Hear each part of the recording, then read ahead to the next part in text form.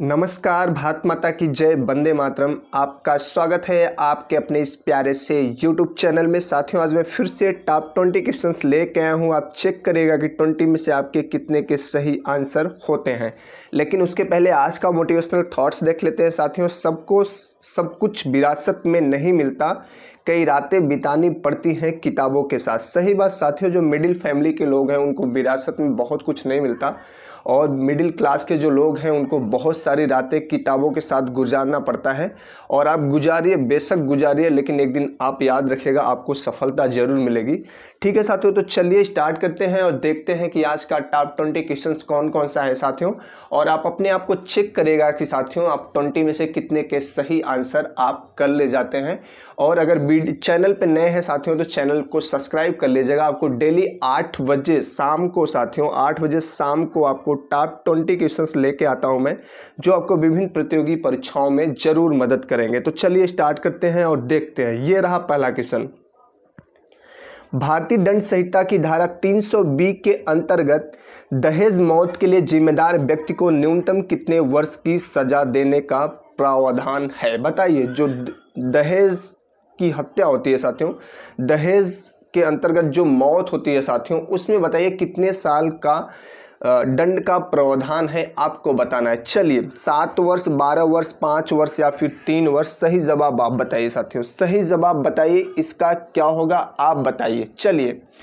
चलिए बताइए इसका सही जवाब क्या होगा। चलिए, अपनी आज़ादी को हम हरगिज मिटा सकते नहीं, सर कटा सकते हैं लेकिन सर झुका नहीं सकते। चलिए, शहीदों को सत सत नमन साथियों। चलिए बताइए इसका सही जवाब क्या होगा साथियों। जो दहेज के अंतर्गत मौत हो जाती है साथियों, उसमें व्यक्ति को न्यूनतम कितने वर्ष की सजा है? चलिए, 7 वर्ष, 12 वर्ष, 5 वर्ष या फिर 3 वर्ष? चलिए बताइए इसका सही जवाब क्या होगा। तो इसका राइट आंसर ए होगा साथियों, 7 वर्ष के लिए। जो 320 के अंतर्गत दहेज मौत के लिए जिम्मेदार व्यक्ति को न्यूनतम 7 वर्ष की सजा देने का प्रावधान है। ठीक है, और किंतु जो आजीवन कारावास तक हो सकेगी। ठीक है साथियों, ये अगर बहुत ज़्यादा वो है, संगीन मैटर है साथियों, तो फिर क्या होगा, वो आजीवन कारावास में भी उसको बदला जा सकता है। चलिए बढ़ते हैं अगले क्वेश्चन की तरफ, और ये रहा अगला क्वेश्चन साथियों। आज़ादी के बाद भारत में कितनी बार आपातकाल की स्थिति घोषित की गई? चलिए बताइए साथियों, आज़ादी के बाद भारत में कितनी बार आपातकाल की स्थिति घोषित की गई है, आपको बताना है साथियों। चलिए, 4 बार, 1 बार, 2 बार या फिर 3 बार? चलिए, जितने भी भाई बहन लाइव हैं इसका सही जवाब दीजिए। चलिए बताइए, इमरजेंसी जो होती है इंडिया में साथियों, आज़ादी के बाद कितनी बार लगाई गई है, आपको बताना है। चलिए साथियों बताइए, चलिए बताइए इसका सही जवाब क्या होगा। चलिए, 352 अनुच्छेद 352 के अनुसार साथियों जो इमरजेंसी होती है 352, 356 और 360। चलिए बताइए कितनी बार लगाई जा चुकी है अभी हमारे देश भारत में अभी तक आज़ादी के बाद। चलिए, तो इसका राइट आंसर होगा साथियों, क्या होगा आप बताइए। इसका राइट आंसर होगा डी साथियों, 3 बार लगाई जा चुकी है साथियों। कितनी बार? 3 बार साथियों। पहली बार 26 अक्टूबर 1962 को। कब साथियों? 26 अक्टूबर 1962 को। क्यों? उस समय चिंग चांग चोंग जो चाइना था, वो 1962 को आपातकाल की स्थिति हुई थी साथियों, युद्ध के कारण। ठीक है, और फिर 1971 में साथियों, 1971 में जो हमारा बगल का पड़ोसी मुल्क है, क्या नाम है, पाकिस्तान, उसके आक्रमण के कारण साथियों 3 दिसंबर। और एक बार और आपातकाल लगा था साथियों, कब? 26 जून 1975 को, आंतरिक गड़बड़ी की आशंका के आधार पर। कब? 26 जून 1975 को। तो अभी तक हमारे देश में आज़ादी के बाद कितनी बार आपात लगाया गया है साथियों? 3 बार। पहली बार 1962, 26 अक्टूबर 1962 चाइना के आक्रमण के कारण। फिर दूसरी बार 3 दिसंबर 1971 पाकिस्तान के आक्रमण के कारण। और फिर लास्ट में एक तीसरी बार साथियों 26 जून 1975 को, आंतरिक गड़बड़ी के कारण, आशंका के आधार पर। चलिए बढ़ते हैं अगले क्वेश्चन की तरफ साथियों, और ये रहा अगला क्वेश्चन। भारत के कौन से राज्य में सबसे अधिक सिंचित क्षेत्र है? चलिए बताना है साथियों, भारत के कौन से राज्य में सबसे अधिक सिंचित क्षेत्र है, मतलब सिंचाई किया जाने वाला क्षेत्र है? चलिए बताइए साथियों। चलिए बताइए, राजस्थान, पंजाब, उत्तर प्रदेश या फिर पश्चिम बंगाल। बताइए इसका सही जवाब क्या होगा। जितने भी भाई बहन लाइव हैं सबका तहे दिल से स्वागत, वंदन, अभिनंदन है। भारत की फजाओं को सदा याद रखूंगा, आज़ाद था, आज़ाद हूँ और आज़ाद रहूँगा। चंद्रशेखर आज़ाद, नमन है उनको भी मेरा नमन। चलिए बताइए, भारत के कौन से राज्य में सबसे अधिक सिंचित क्षेत्र है। चलिए बताइए साथियों, चलिए बताइए, राजस्थान, पंजाब, उत्तर प्रदेश या पश्चिम बंगाल। चलिए क्या होगा इसका सही जवाब, आप बताइए। चलिए, तो इसका राइट आंसर क्या होगा, चलिए बताइए। इसका राइट आंसर होगा सी साथियों, उत्तर प्रदेश राज्य में सबसे ज़्यादा सिंचित क्षेत्र है। सबसे ज़्यादा सिंचित क्षेत्र वाला राज्य कौन सा है साथियों, उत्तर प्रदेश। इसके बाद राजस्थान, आंध्र प्रदेश और मध्य प्रदेश। ठीक है, इसके बाद क्या है साथियों, राजस्थान, आंध्र प्रदेश और फिर मध्य प्रदेश है। चलिए बढ़ते हैं अगले क्वेश्चन की तरफ, और ये रहा अगला क्वेश्चन साथियों। भारत के प्रथम मुख्य न्यायाधीश कौन थे। चलिए बताइए, भारत के प्रथम मुख्य न्यायाधीश कौन थे, आपको बताना है। चलिए बताइए साथियों, जितने भी भाई बहन लाइव हैं आप गलत ही जवाब दीजिए, बट दीजिए जरूर, क्योंकि गलत चीज़ें बाहर आएंगी तभी तो सही चीज़ें जाके आपके दिमाग में, आपके मस्तिष्क में फिट होंगी। चलिए, भारत के प्रथम मुख्य न्यायाधीश कौन थे। एच.जे. कानिया, बिजन कुमार मुखर्जी, एम पतंजलि शास्त्री, के.जी. बालकृष्णन। चलिए बताइए इसका सही जवाब क्या होगा, आपको बताना है साथियों। चलिए बताइए इसका सही जवाब क्या होगा। चलिए बताइए साथियों, इसका सही जवाब क्या होगा, ए, बी, सी या फिर डी। चलिए, तो इसका राइट आंसर ए होगा साथियों, एच.जे. कानिया। ये भारत के प्रथम मुख्य न्यायाधीश थे। ठीक है साथियों, ये भारत के प्रथम मुख्य न्यायाधीश थे। चलिए, और भारत के वर्तमान में मुख्य न्यायाधीश कौन है, चलिए आप बताइएगा, मैसेज करके बताइएगा कि भारत के वर्तमान में मुख्य न्यायाधीश कौन है। चलिए बढ़ते हैं अगले क्वेश्चन की तरफ, और ये रहा अगला क्वेश्चन साथियों। ये रहा अगला क्वेश्चन, कणों की तरंग प्रकृति किसने स्थापित की। चलिए बताइए साथियों, कणों की तरंग प्रकृति किसने स्थापित की साथियों, आपको बताना है। चलिए बताइए साथियों, कणों की तरंग प्रकृति किसने स्थापित की है, आपको बताना है साथियों। चलिए बताइए, de Broglie, Clark, Maxwell, Fermi या पाली। चलिए बताइए इसका सही जवाब क्या होगा, आपको बताना है साथियों। चलिए बताइए इसका सही जवाब क्या होगा, कणों की तरंग प्रकृति किसने स्थापित की है। De Broglie, Clark, Maxwell, Fermi या पाली। चलिए बताइए इसका सही जवाब क्या होगा। तो इसका राइट आंसर होगा साथियों ए होगा इसका सही जवाब साथियों, डी ब्रोगली साथियों, ये कणों की तरंग प्रकृति को स्थापित किया था। इनके अनुसार पदार्थ के गतिमान कण उपयुक्त परिस्थितियों में तरंग सदृश गुण प्रदर्शित कर सकते हैं।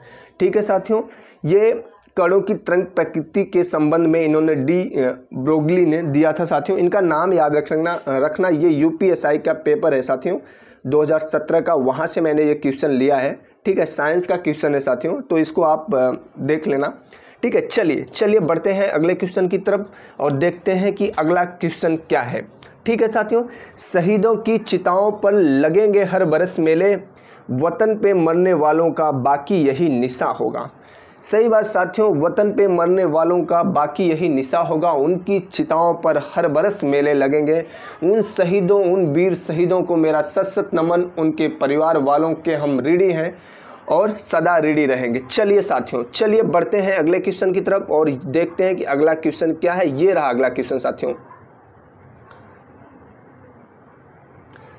संविधान में 42वां संशोधन पारित किए जाने के समय भारत का राष्ट्रपति कौन था, आपको बताना है साथियों। संविधान में 42वां संशोधन पारित किए जाते समय भारत का राष्ट्रपति कौन था, आपको बताना है साथियों। चलिए जल्दी से बता दीजिए इसका सही जवाब क्या होगा।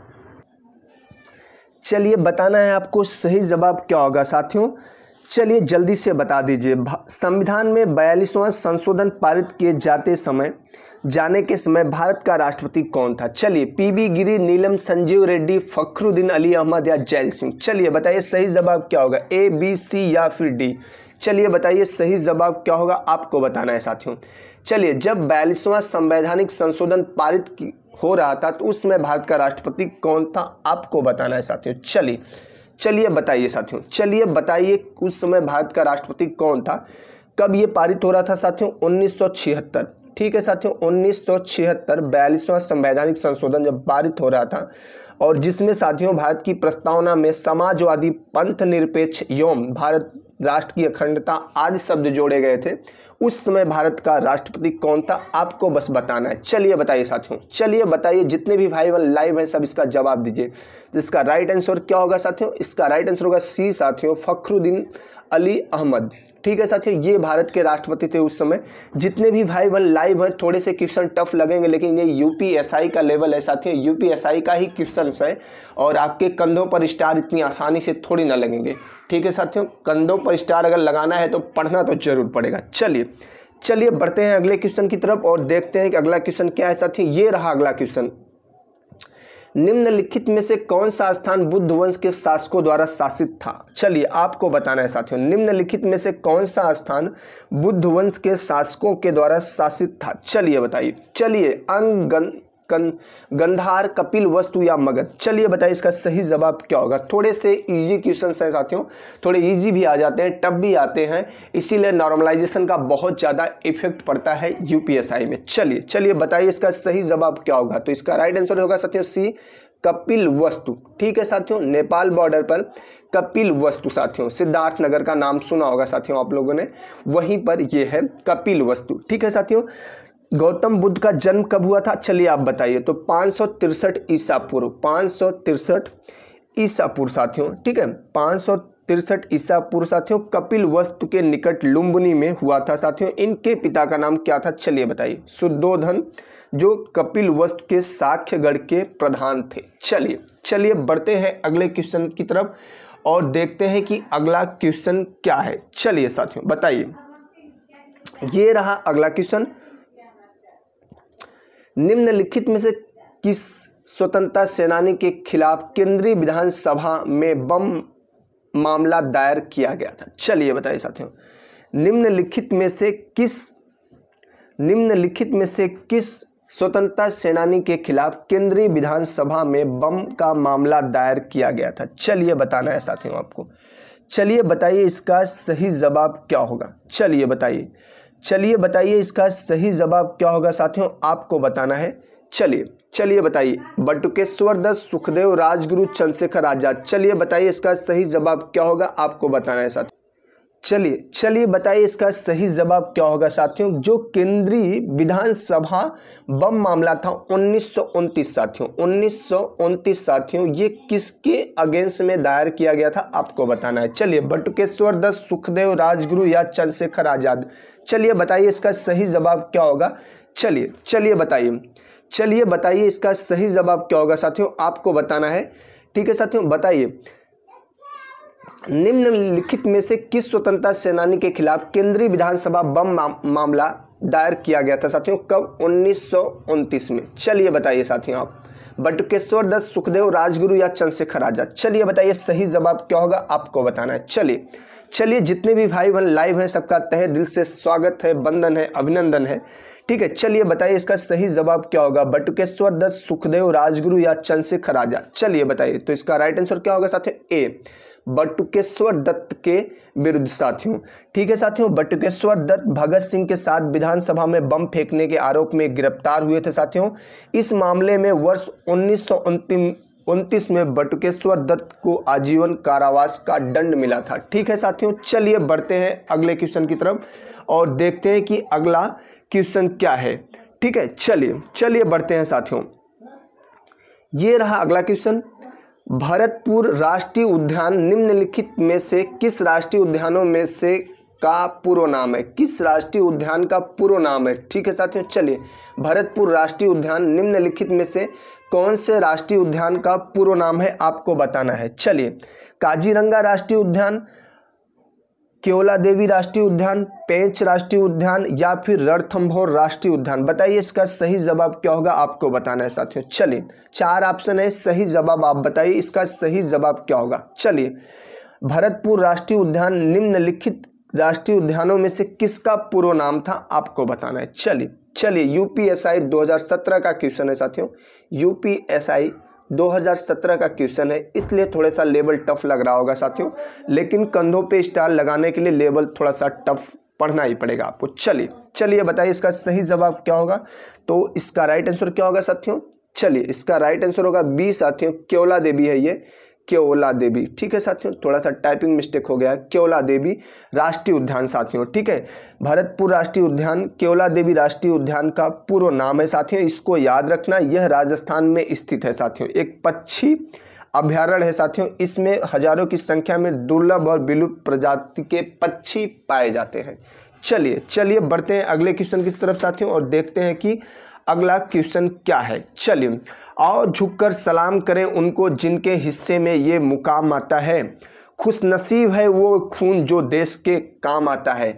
सचमुच साथियों, खुशनसीब वो खून होता है जो देश के काम आता है। ऐसे शहीदों को, ऐसे वीर जवानों को मेरा सत सत नमन, हम उनके सदा आभारी और ऋणी रहेंगे। चलिए बढ़ते हैं अगले क्वेश्चन की तरफ साथियों। ये रहा अगला क्वेश्चन, एमनेस्टी इंटरनेशनल की स्थापना किसने की थी, आपको बताना है। चलिए साथियों बताइए, एमनेस्टी इंटरनेशनल की स्थापना किसने की थी साथियों, ये आपको बताना है। चलिए, नेल्सन मंडेला, बान की मून, पीटर बेनेसन या फिर मदर टेरेसा। चलिए बताइए इसका सही जवाब क्या होगा। एमनेस्टी एक अंतर्राष्ट्रीय स्वयंसेवी संस्था है साथियों, इसकी स्थापना कौन की थी, आपको बताना है। ये एक स्वयंसेवी संस्था है साथियों, एमनेस्टी इंटरनेशनल। चलिए इसकी स्थापना किसने की थी, आपको जल्दी से बता देना है साथियों। यूपीएसआई 2017 का पेपर है साथियों, यूपीएसआई 2017 का ये पेपर है। आपने आपको चेक करिएगा कि आपके कितने के सही आंसर होते हैं। चलिए साथियों बताइए, नेल्सन मंडेला, बान की मून, पीटर बेनेसन या फिर मदर टेरेसा। चलिए, तो इसका राइट आंसर होगा साथियों सी, पीटर बेनेसन। कौन होगा साथियों, पीटर बेनेसन एमनेस्टी इंटरनेशनल की स्थापना किए थे साथियों। यह एक अंतर्राष्ट्रीय स्वयंसेवी संस्था है साथियों और इसकी स्थापना 1961 में कौन किया था साथियों, पीटर बेनेसन। कहाँ किए थे, लंदन में साथियों। यह एक मानवीय मूल्यों, स्वतंत्रता, मानवाधिकार की सुरक्षा के लिए स्थापित की जाने वाली अंतर्राष्ट्रीय क्या है साथियों, संस्था है। चलिए बढ़ते हैं अगले क्वेश्चन की तरफ। ये रहा अगला क्वेश्चन, इनमें से किस भारतीय राज्य में बाघ आरक्षित स्थान की संख्या सबसे अधिक है। चलिए बताना है साथियों, टाइगर रिजर्व जो है वो किस स्टेट में, 4 ऑप्शन दिए गए हैं, बताना है आपको किस राज्य में सबसे ज़्यादा इनकी संख्या, ये चीज़ आपको बता देनी है। चलिए साथियों बताइए, जितने भी भाई बहन लाइव हैं आप बताइए। चलिए बताइए, आंध्र प्रदेश, मध्य प्रदेश, तमिलनाडु या फिर पश्चिम बंगाल, क्या होगा सही जवाब, आप बताइए। चलिए बताइए, जितने भी भाई बहन लाइव हैं जल्दी से आंसर दीजिए। तो इसका राइट आंसर क्या होगा, चलिए बताइए। तो इसका राइट आंसर होगा साथियों बी, मध्य प्रदेश में सबसे अधिक आरक्षित स्थान है किसके लिए, बाघों की संख्या के लिए। ठीक है साथियों, सबसे ज़्यादा है। ठीक है, भारत में मध्य प्रदेश तथा महाराष्ट्र में टाइगर रिजर्व की संख्या अधिकतम है, प्रत्येक में 6 है साथियों। ठीक है, मध्य प्रदेश में भी कितना है साथियों, 6 है, एमपी में भी 6 है साथियों, और महाराष्ट्र में भी कितने हैं साथियों, महाराष्ट्र में भी कितने हैं साथियों, 6 हैं। दोनों स्टेट में 6 हैं, तो ये सबसे ज़्यादा वाले स्टेट है साथियों। ठीक है, और इसमें अगर विकल्प में महाराष्ट्र रहा होता तो साथियों ये क्या हो जाता, महाराष्ट्र और मध्य प्रदेश दोनों पे हो जाता, लेकिन अभी क्या होगा सही, दूसरा ऑप्शन सही होगा, कौन सा, मध्य प्रदेश। ठीक है, चलिए बढ़ते हैं अगले क्वेश्चन की तरफ साथियों और देखते हैं कि अगला क्वेश्चन क्या है। ठीक है साथियों, चलिए देखते हैं। ये रहा अगला क्वेश्चन साथियों, कोलकाता मदरसा भारत में एक राज्य संचालित शैक्षिक संस्थान किसके द्वारा स्थापित किया गया था, आपको बताना है साथियों। चलिए बता दीजिए साथियों, चलिए बताइए इसका सही जवाब क्या होगा साथियों, आपको बताना है। चलिए बताइए साथियों, कलकत्ता मदरसा भारत में राज्य संचालित शैक्षणिक संस्थान है साथियों, ये किसके द्वारा स्थापित किया गया था, आपको बताना है। चलिए बताइए साथियों, Lord William Bentinck, Syed Ahmad Khan, Lord Wellesley या फिर लॉर्ड वारन हेस्टिंग्स। चलिए A, B, C या फिर D, क्या होगा इसका सही जवाब, आपको बताना है साथियों। चलिए बताइए, जितने भी भाई बहन लाइव हैं सब बताएंगे, गलत ही आंसर बताइए बट बताइए जरूर। चलिए बताइए इसका सही जवाब क्या होगा। तो इसका राइट आंसर होगा साथियों डी, लॉर्ड वारेन हेस्टिंग्स ने क्या किया था साथियों, कोलकाता मदरसा भारत में राज्य संचालित शैक्षणिक संस्थान का स्थापित किया था। ठीक है साथियों, यह राज्य संचालित शैक्षणिक संस्थान है। ठीक है साथियों, चलिए बढ़ते हैं अगले क्वेश्चन की तरफ। और ये रहा अगला क्वेश्चन, लोकसभा चुनाव में चुनाव अधिसूचित करने का अधिकार किसे है। चलिए बताना है साथियों, जो लोकसभा का चुनाव है साथियों उसको अधिसूचित करने का अधिकार किसे है, मतलब उसको कराने का अधिकार या अधिसूचित करने का अधिकार किसे है कि कब ये, मतलब ये चुनाव कब होंगे, ये अधिसूचना मतलब पहुंचे किसके पास है, इसका राइट आपको बताना है। चलिए, लोकसभा अध्यक्ष, केंद्रीय मंत्रिमंडल, राष्ट्रपति या चुनाव आयोग। चलिए बताइए साथियों, इसका सही जवाब क्या होगा, ए, बी, सी या फिर डी। चलिए बताइए इसका सही जवाब क्या होगा, आपको बताना है साथियों। चलिए, तो इसका सही जवाब क्या होगा साथियों, सी, राष्ट्रपति। साथियों, जो भारत का राष्ट्रपति होता है साथियों उसको लोकसभा चुनाव को अधिसूचित करने का अधिकार प्राप्त होता है। चुनाव से संबंधित अन्य सभी कार्य चुनाव आयोग द्वारा किया जाता है। ठीक है साथियों, चलिए, किसी के गजरे की खुशबू को महकता छोड़ आया हूँ, मेरी नन्ही सी चिड़िया को चहकता छोड़ आया हूँ, मुझे छाती से अपने तू लगा लेना ऐ भारत माँ, मैं अपनी माँ की बाहों को तरसता छोड़ आया हूँ। सही बात साथियों, शहीदों को जब वो अपना घर छोड़ते होंगे उस टाइम की फीलिंग को बयां नहीं किया जा सकता। वीर शहीदों को मेरा सत सत नमन, वीर जवानों को मेरा सत सत नमन। आपकी ही वजह से हम लोग खुशहाल हैं, मस्त हैं और अच्छे से सो पाते हैं। चलिए बढ़ते हैं अगले क्वेश्चन की तरफ। और ये रहा अगला क्वेश्चन साथियों, प्रतिरक्षात्मक रोगों का इलाज निम्न में से किस दवा से किया जाता है, आपको बताना है साथियों। चलिए, प्रतिरक्षात्मक रोगों का इलाज निम्न में से किस दवा से किया जाता है, आपको बता देना है साथियों। चलिए बताइए साथियों, H2 receptor blockers, escitalopram, paroxetine, gamma globulin. नाम भी बड़े अजीब हैं भैया, मैं खुद नहीं बोल पा रहा हूँ। ठीक है, H2 receptor blockers, escitalopram, paroxetine, gamma globulin. चलिए बताइए साथियों। चलिए, आप ऑप्शन ही बता दीजिए, नाम ना बोलें तो ठीक ही है।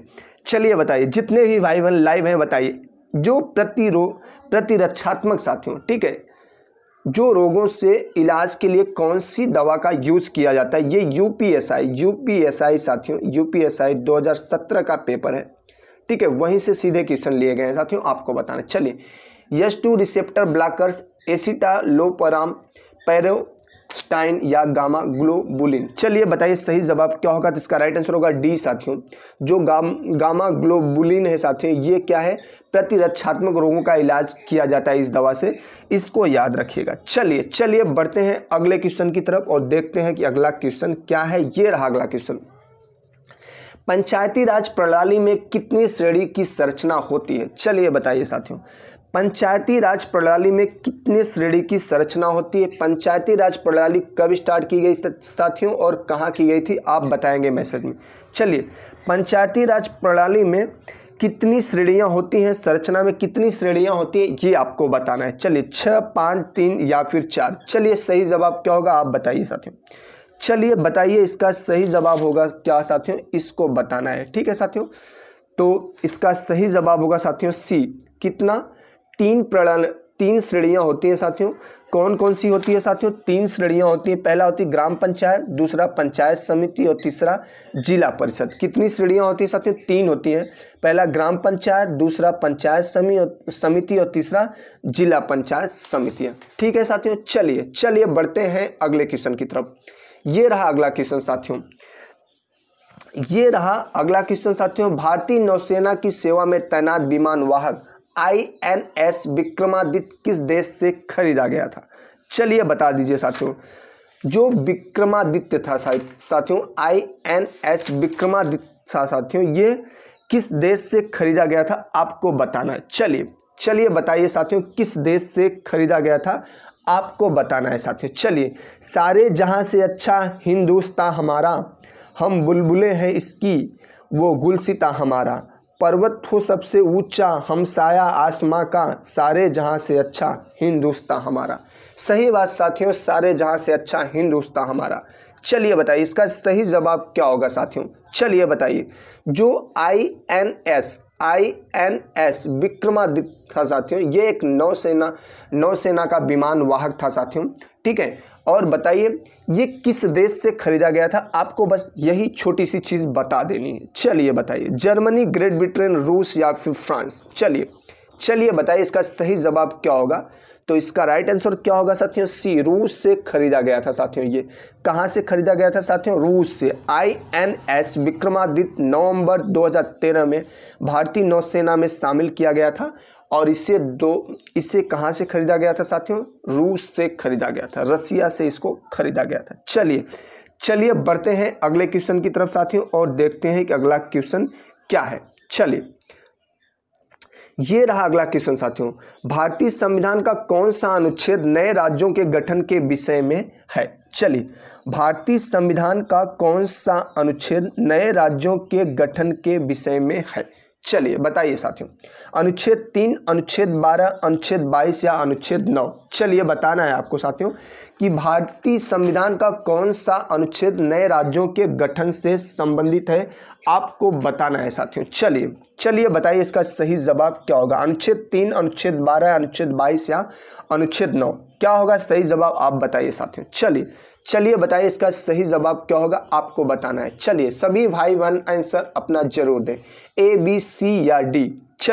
चलिए क्या होगा सही जवाब, आप बताइए। तो इसका राइट आंसर होगा A साथियों। अनुच्छेद 3 में साथियों भारतीय संविधान का कौन सा अनुच्छेद नए राज्यों के गठन के विषय में है, तो कौन सा है साथियों, अनुच्छेद 3 है जो साथियों, ठीक है साथियों। अनुच्छेद 3 में साथियों नए राज्यों के निर्माण और वर्तमान राज्यों के क्षेत्रों में सीमाओं में या नामों में परिवर्तन किया जा सकता है। कौन से अनुच्छेद के द्वारा, अनुच्छेद 3 के द्वारा, ठीक है साथियों। भारत की फजाओं का सदा याद रखूंगा, आज़ाद था और आज़ाद हूँ और आज़ाद रहूँगा, चंद्रशेखर आज़ाद, उनको नमन साथियों, नमन है उनको, ठीक है। चलिए बढ़ते हैं अगले क्वेश्चन की तरफ और ये रहा अगला क्वेश्चन साथियों। आर्थिक सहयोग और विकास संगठन का मुख्यालय कहाँ है, चलिए साथियों बताना है। आर्थिक सहयोग और विकास संगठन का मुख्यालय कहाँ पर है, चलिए स्थित है साथियों। चलिए बताइए साथियों इसका आर्थिक सहयोग व विकास संगठन, आर्थिक साथियों सहयोग और विकास संगठन का मुख्यालय कहाँ है, न्यूयॉर्क, पेरिस, वाशिंगटन DC या फिर लंदन।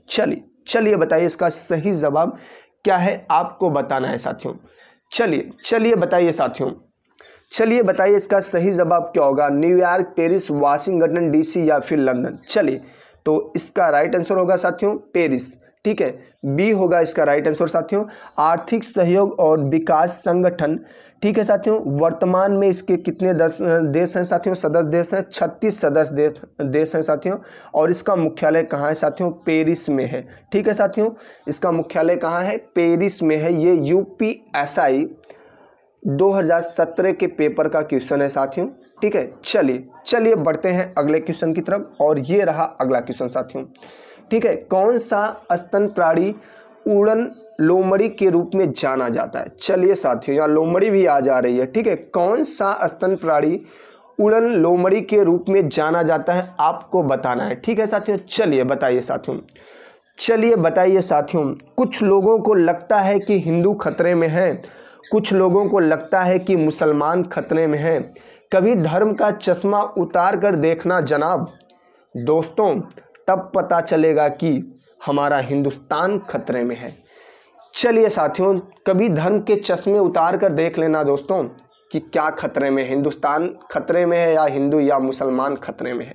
चलिए बताइए साथियों कौन सा स्तन प्राणी उड़न लोमड़ी के रूप में जाना जाता है। चलिए बताइए, सफ़ेद लोमड़ी, चमगादड़, डार्विन लोमड़ी या उड़न गिलहरी।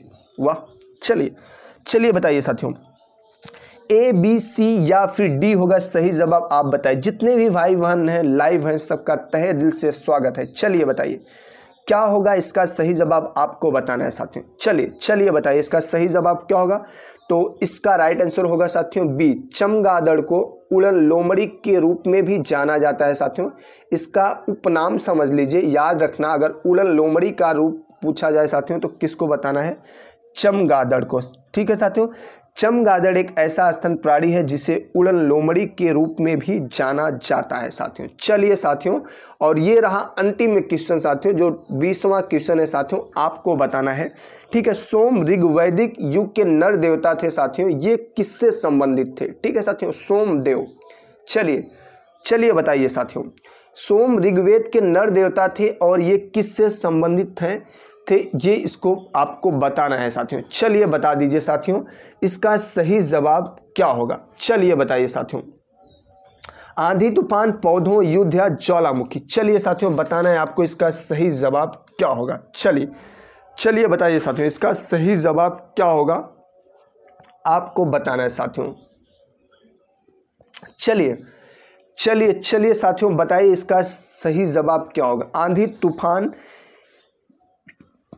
पौधों, युद्ध या ज्वालामुखी। चलिए, वतन की मोहब्बत में हम खुद को तपाए बैठे हैं, हम मरेंगे तो वतन के लिए, ये मौत से हम शर्त लगाए बैठे हैं, शहीदों को सत सत नमन। चलिए बताइए साथियों, किससे संबंधित थे ये जो सोम देवता थे, आपको बताना है। तो इसका राइट आंसर होगा बी साथियों, पौधों से संबंधित थे ये सोम देवता।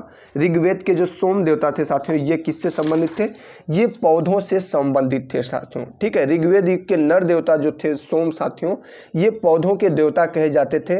वेदों में सोम शब्द पेय पौधा तथा देवता के रूप में प्रयुक्त हुआ है साथियों। मदिरा को सोमरस भी कहा जाता है।